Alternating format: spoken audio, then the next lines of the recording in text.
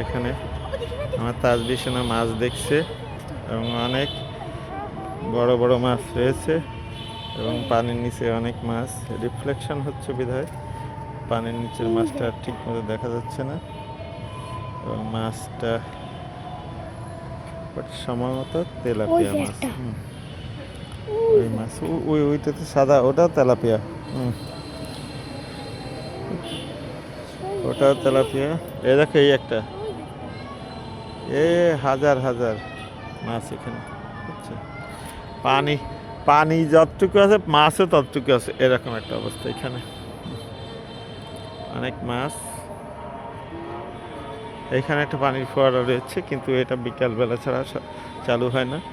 এখানে পানির ফোয়ারাটা চালু হবে বিকালবেলায় এবং দর্শনার্থীরা এখন দুপুরবেলা হলে কিছুটা কম, তো দিন শেষ হতে হতে।